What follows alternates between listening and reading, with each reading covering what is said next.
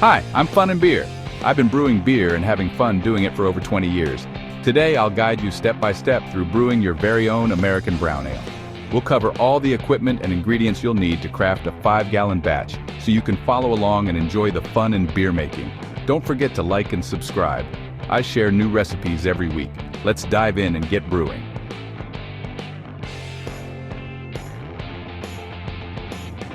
An American brown ale is a rich, flavorful beer style that blends the malty sweetness of traditional English brown ales with the bold hop character often associated with American brewing. With its deep amber to dark brown color, this ale offers a toasty, nutty aroma complemented by hints of caramel, chocolate, and sometimes a mild roastiness. Perfect for cooler weather, an American brown ale pairs well with hearty dishes like roasted meats, burgers, and barbecue, but it's equally enjoyable on its own as a satisfying and versatile brew. American brown ales are medium-bodied with a balanced flavor profile.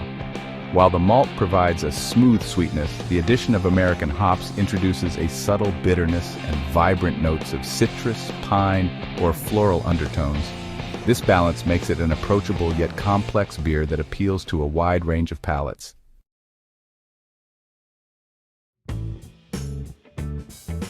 First, we will start with the essential equipment you'll need to get started brewing. I've included links in the video description to the gear I personally use. Check them out for more details or grab your own.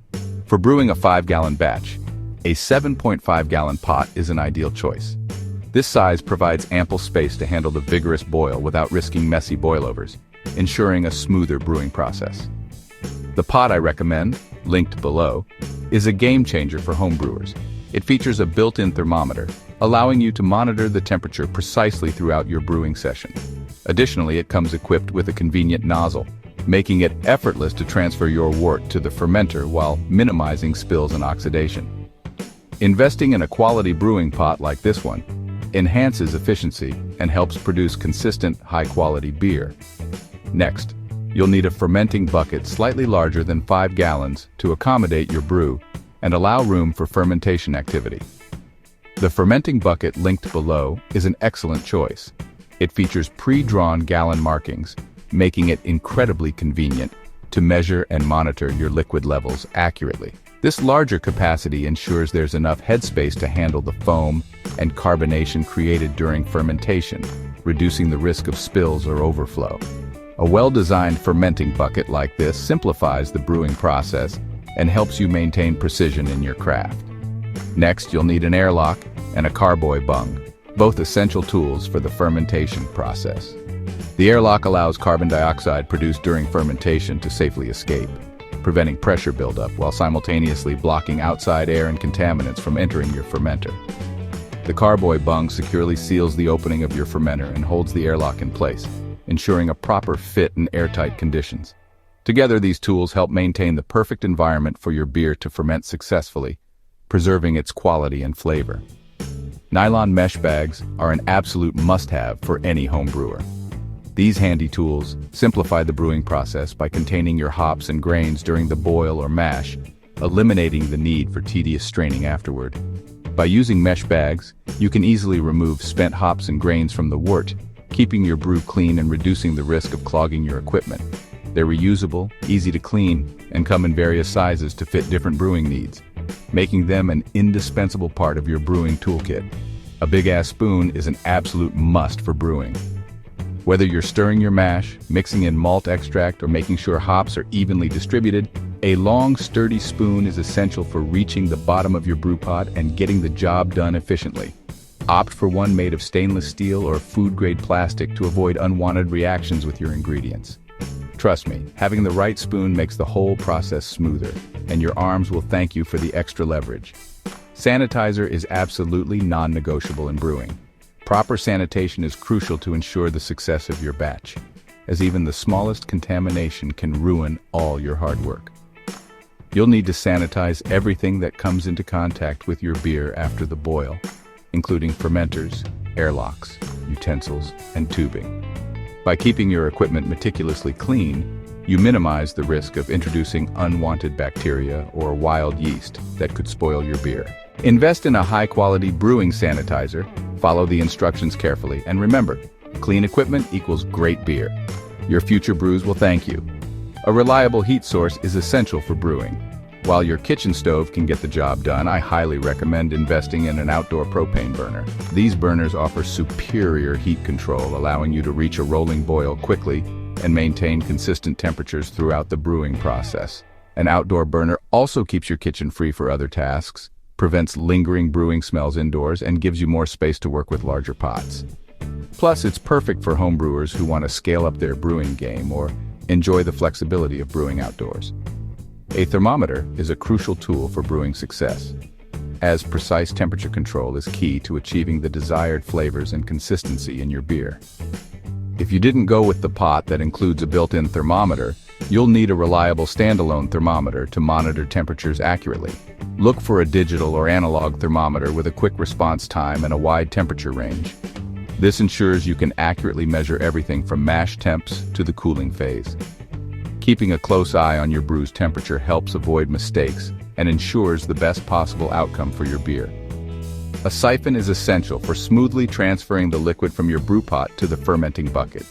When working with 5 gallons of wort, it can be heavy and awkward to manage without a siphon, which allows you to move the liquid safely and efficiently without disturbing the sediment or risking spills. A good siphon typically includes a siphon tube and a racking cane, making the process easier and cleaner. This tool is especially important for minimizing exposure to oxygen, which could affect the quality of your beer. With a siphon, you'll be able to transfer your wort with ease, ensuring a smooth brewing process. A hydrometer is a great tool to have, even though it's not absolutely necessary.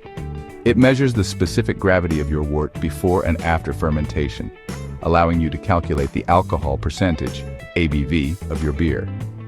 While it might not be essential for brewing, having a hydrometer gives you the precision to track the fermentation process and ensures your beer is ready to drink at the perfect time.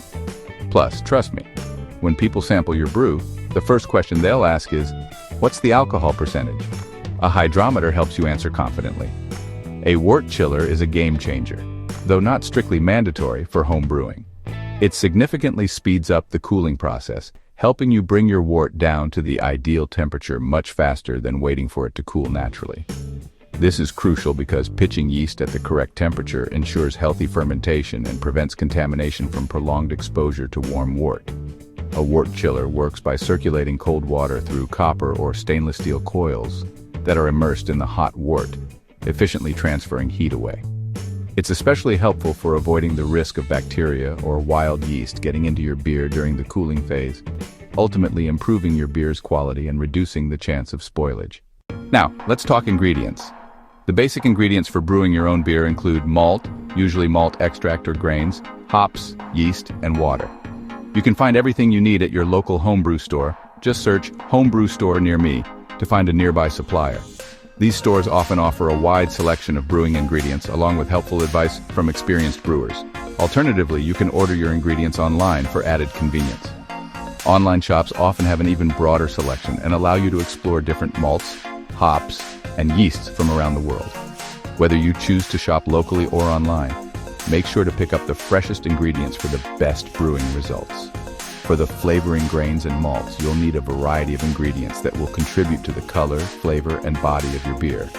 These grains and malts will be the foundation for your beer's flavor profile. For this recipe, you will need 9 pounds of 2-row malt, 4 ounces of pale chocolate malt, 4 ounces of caramel 60L, 2 ounces of midnight wheat. For the hops, you'll need a selection that matches the style of beer you're brewing. Hops contribute bitterness, flavor, and aroma, and they play a key role in balancing the sweetness of the malt. Here's what you'll typically need for this batch: 1 ounce of Goldings hops, 1 ounce of Liberty hops, 1 ounce of Willamette hops. For the yeast, you'll need to choose a strain that complements the style of beer you're brewing. Yeast is responsible for fermenting the sugars in the wort and producing alcohol, carbon dioxide, and various flavor compounds. For this batch, we will be using a Darkness Ale Yeast. Additionally, you'll need a clarifier to help ensure your beer is clear and free from unwanted sediment. Clarifiers help to remove suspended particles, yeast, and proteins that can cause haze or cloudiness in the final product. We will be using Whirloc tablets, just 1 tablet.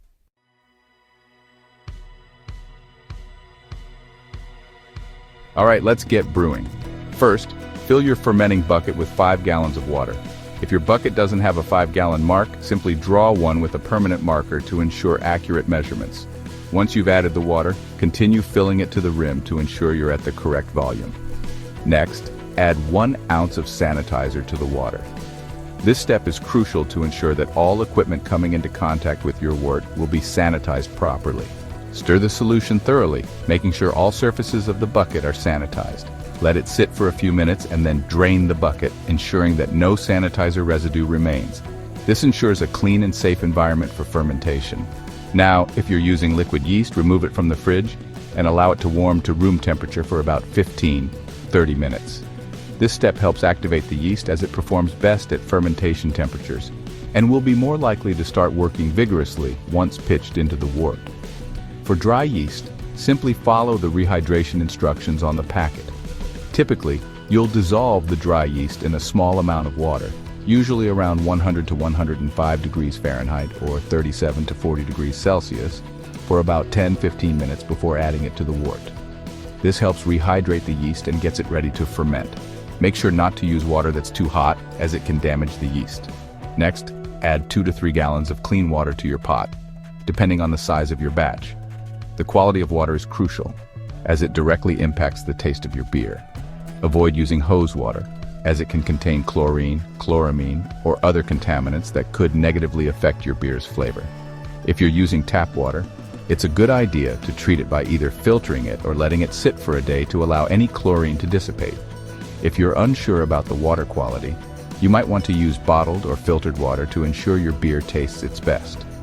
Once the water is in the pot, you're ready to continue with the next steps of the brewing process.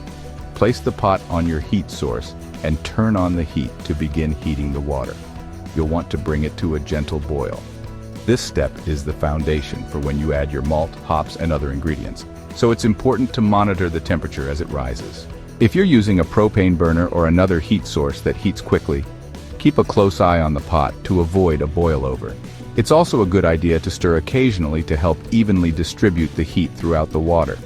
Once the water starts to boil, you're ready to begin adding your malt extract and hops for the brewing process.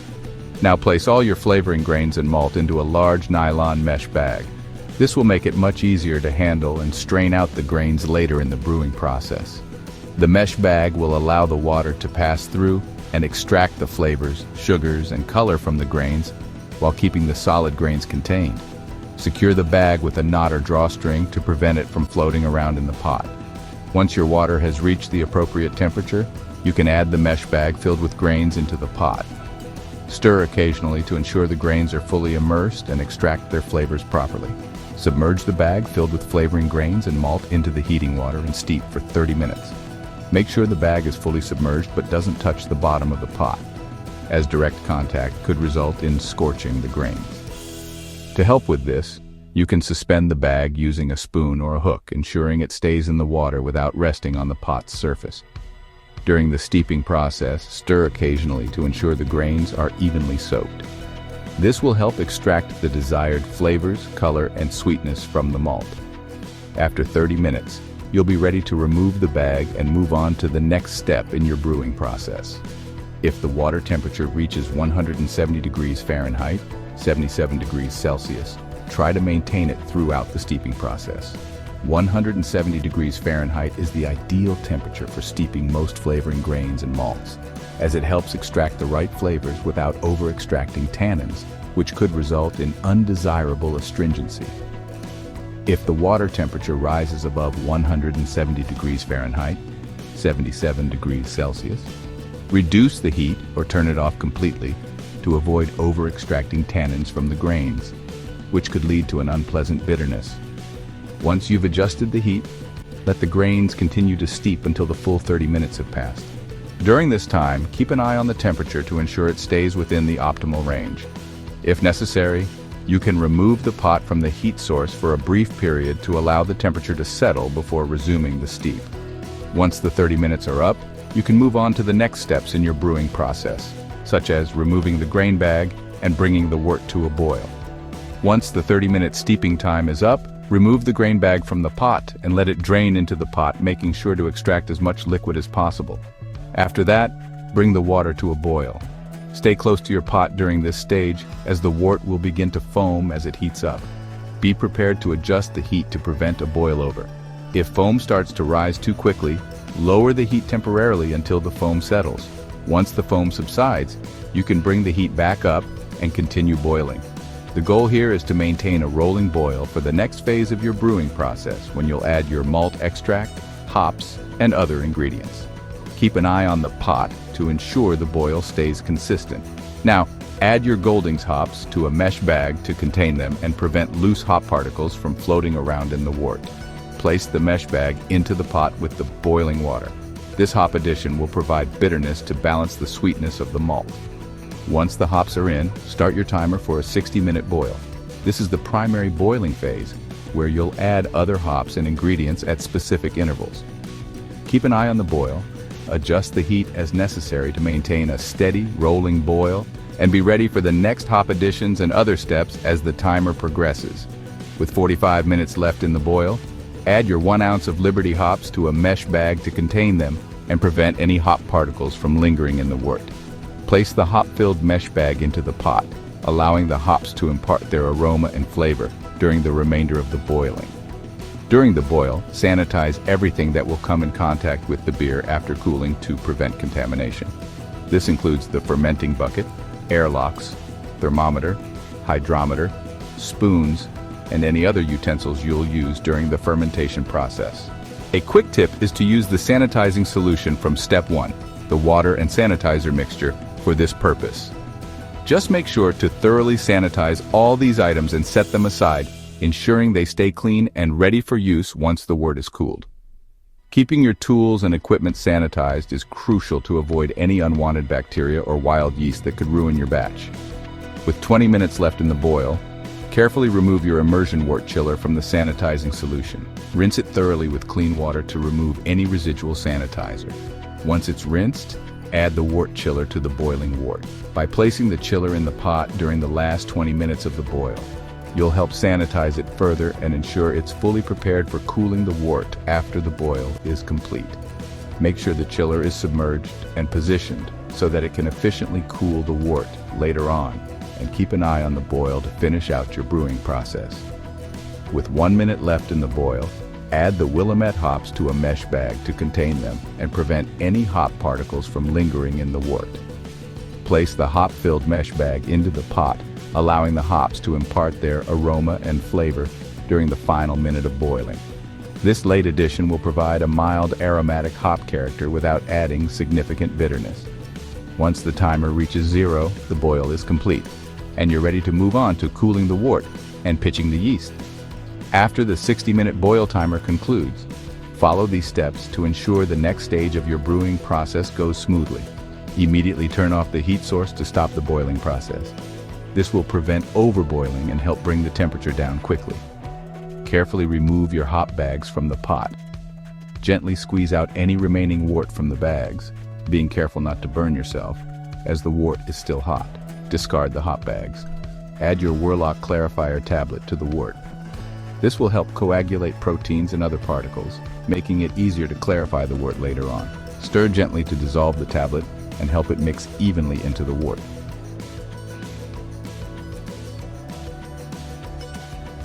Now start the cooling process to bring your hot wort down to around 130 degrees Fahrenheit, 54 degrees Celsius. You have a few options for cooling. Use a wort chiller, submerge your sanitized immersion, wort chiller into the pot, and turn on the cold water. The chiller will help lower the temperature quickly by circulating water through the coils, cooling the wort from the outside. Without a wort chiller, if you don't have a wort chiller, you can cover the pot and run cool water over it or immerse the pot in an ice bath. If you choose the ice bath method, make sure the water level is high enough to surround the pot, but avoid getting water into the wort itself. While the wort is cooling, empty the sanitizing solution from the fermenting bucket and rinse it thoroughly with clean water. This ensures that any residual sanitizer is removed, leaving the bucket clean and ready for the cooled wort. Make sure the bucket is completely rinsed and free of any sanitizer before moving on to the next step of transferring the wort. This is a crucial step to avoid any contamination that could affect the fermentation process. Once your fermenting bucket is clean, it will be ready to receive the cooled wort. Once the fermenting bucket is clean and rinsed, add 2 gallons of cold, clean water to the bucket. This helps lower the temperature of the wort further and brings the total volume up to the desired amount for fermentation. The cold water will mix with the cooled wort, bringing it closer to the optimal fermentation temperature, usually around 65 to 75 degrees Fahrenheit for ales. Be sure to stir gently to ensure everything is well mixed. And once the wort is at the correct temperature, you're ready to transfer the wort into the fermenting bucket. When the wort reaches 130 degrees Fahrenheit or lower, transfer it to the fermenting bucket with the 2 gallons of cold water you added earlier. Stir the mixture gently to combine the cooled wort and water thoroughly. Next, fill the fermenting bucket to the 5-gallon line with additional cold water. Stir again to ensure an even mixture. After this, cover the fermenting bucket with the lid and allow the wort to cool further until it reaches the ideal fermentation temperature range of 70 to 80 degrees Fahrenheit. This may take some time, depending on the ambient temperature. Once the wort reaches the proper temperature, you're ready to move on to pitching the yeast and starting the fermentation process. Once the wort has cooled to 70 to 80 degrees Fahrenheit, take a sample using a sanitized hydrometer to measure the specific gravity. This reading will help you determine the potential alcohol content of your beer once fermentation is complete. Important note: do not return the sample back to the wort after taking the hydrometer reading. This helps prevent any contamination from entering the fermenting wort. You can discard the sample or save it for a small taste test if you're feeling adventurous. After you've taken the reading, you're ready to pitch the yeast and begin fermentation. Now it's time to pitch the yeast. Add your London English-style ale yeast to the cooled wort in the fermenting bucket. If you're using liquid yeast, simply pour it directly into the wort. For dry yeast, sprinkle it evenly across the surface of the wort. There's no need to stir the yeast in immediately, as the yeast will naturally begin to hydrate and sink into the wort. Make sure to secure the lid on the fermenting bucket and insert the airlock. Your yeast is now ready to start the fermentation process. Place the fermenting bucket in a cool, dark area where the temperature is consistent and within the ideal fermentation range for your yeast, usually between 65 to 75 degrees Fahrenheit. Keep an eye on it over the next few days to observe the fermentation activity. Store your fermenter in a cool, dark place where the room temperature stays between 60 to 70 degrees Fahrenheit. This is the ideal temperature range for the fermentation of most ales, allowing the yeast to work efficiently without stressing or producing off flavors. Make sure the area is free from direct sunlight or temperature fluctuations that could interfere with the fermentation process. Once stored, allow the yeast to do its job, and you should start to see signs of fermentation, like bubbling in the airlock, within 24-48 hours. Patience is key during this phase. Gently tap the fermenting bucket daily to release any trapped air that may accumulate. This helps prevent excessive pressure buildup inside the bucket and ensures the airlock functions properly. Tapping also helps redistribute any yeast that may have settled at the bottom, encouraging active fermentation. Be gentle to avoid disturbing the wort too much. As fermentation progresses, you'll likely hear bubbling in the airlock, indicating that the yeast is working and producing CO2. Keep monitoring the process until fermentation is complete. After 14 days, which includes 7 days of fermentation and 7 days of settling, your beer should be ready to be bottled or kegged. By this point, the fermentation process is complete, and the yeast has had time to settle at the bottom of the fermenter. Before bottling or kegging, you can take a final hydrometer reading to confirm that fermentation has finished and the specific gravity is stable. When you're ready to bottle or keg, be sure to sanitize all equipment that will come into contact with the beer, such as bottles, caps, or kegs, to avoid any contamination. Enjoy the final steps of your brewing process. Your homemade beer is almost ready to drink.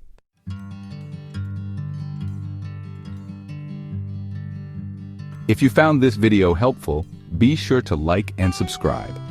If you try the recipe, leave a comment and let me know how it turned out. I share new recipes every week, so if there's a specific one you'd like to see next, drop your suggestion in the comments. This has been Brewing with FUNnBEER, beer made for good times.